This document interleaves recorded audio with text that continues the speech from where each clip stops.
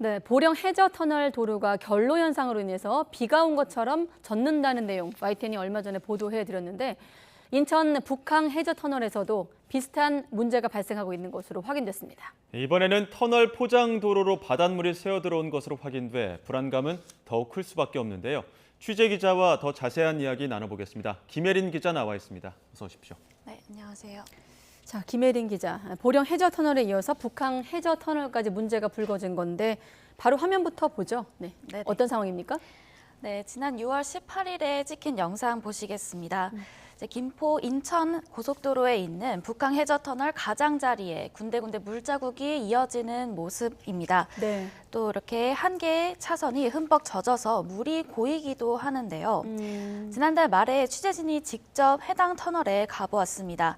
네, 6월과 마찬가지로 터널 곳곳에 물이 고여 있었고 또 포장 도로가 젖다 못해 무거운 트럭이 지나다닐 때마다 물이 배어 나오는 모습이었습니다.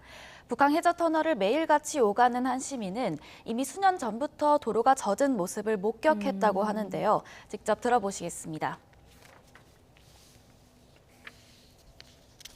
하루에도 뭐 2번, 최소 2번, 많게는 뭐 4번 이렇게 왔다 갔다 하는 경우가 많거든요. 계속 끝차선 쪽이 자꾸 젖어서 바다 밑으로 지나가는 터널인데 저 물이 어디서 유입이 될까라는 생각이 든 거죠.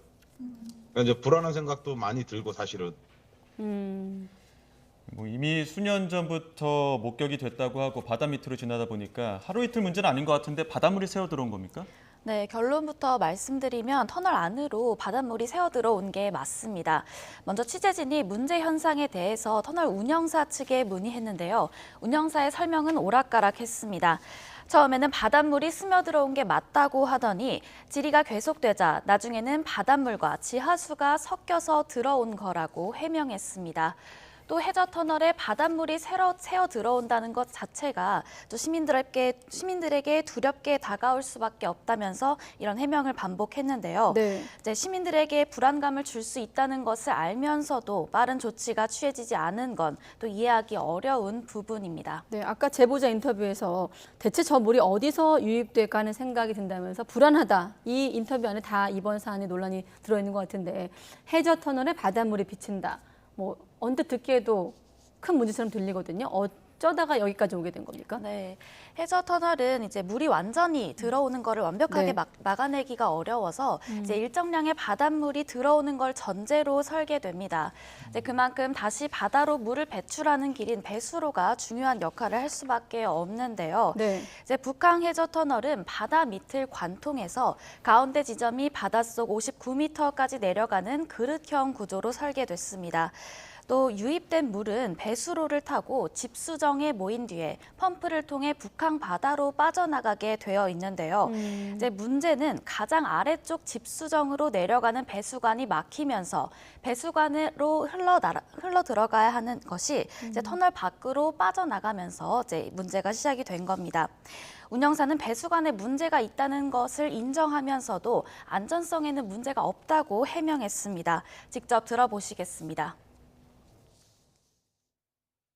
원활하게 물이 내려가야 되는데 물이 이제 채수가 되니까 거기로 이제 좀 약간씩 스며서 나오는 것 같아요. 터널 안정성에는 저희 전혀 문제 없습니다. 시공사와 협의해서 빨리 좀 마무리하려고 합니다.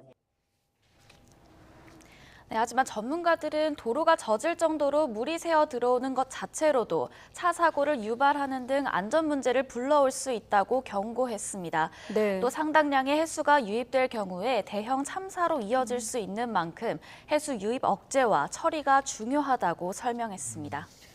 당장은 문제가 없다고 치부할 일은 아닌 것 같은데 조치가 제대로 이루어지지 않은 이유는 뭡니까?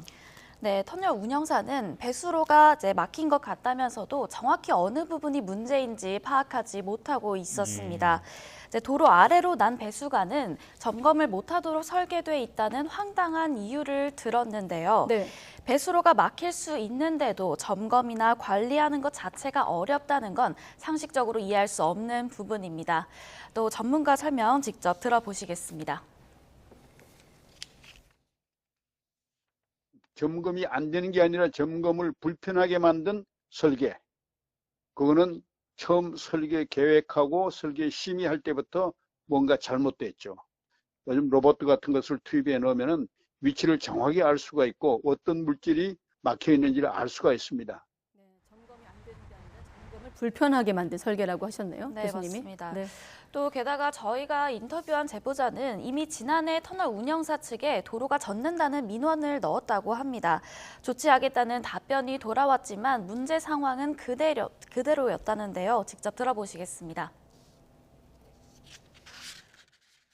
제대로 뭐 차선을 막고 물이 안 새게 공사를 했다라고 하면 저 증상이 없어야 되는데 좀 몇 년째 너무 안일하게 대처를 한다는 생각이 드는 거죠. 네, 운영사는 현재 시공사에 하자 보수를 요청하고 또 배수관이 막히는 원인을 찾기 전까지는 배수관을 새로 교체하는 작업을 진행할 예정이라고 밝혔습니다. 네, 어두운 터널에 젖은 도로. 자칫 사고로 이어질 뻔한 상황이기 때문에 우리가 들여다보고 있는 거 아니겠습니까?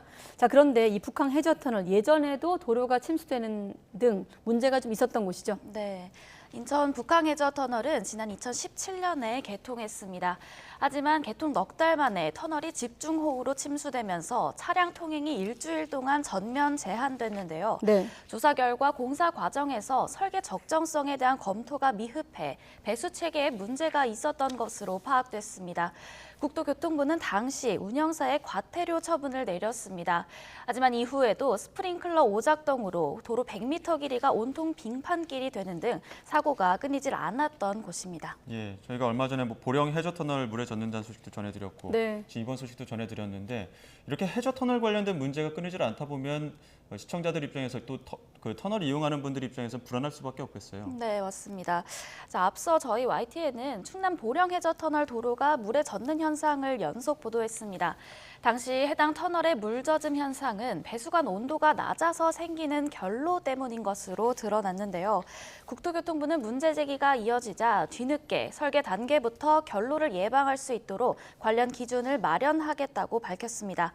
하지만 이번 인천 북항해저터널의 경우엔 결로가 아닌 배수관 막힘이 바닷물 누수의 원인으로 이어졌고요. 또 그 원인이 된 배수관은 점검조차 어려웠다는 사실이 드러난 겁니다. 이제 정밀 점검을 거치고도 지금까지 이러한 문제가 드러나지 않고 방치돼 왔던 만큼 해저터널 설계와 점검 기준에 대한 정비가 필요할 것으로 보입니다. 네, 하루에도 이곳을 몇 번씩 왔다 갔다 한다는 제보자의 목소리, 그리고 점검을 불편하게 만든 설계와 관련된 전문가의 목소리까지 좀 들어봐야 되겠습니다. 자, 김혜린 기자였습니다. 수고했습니다.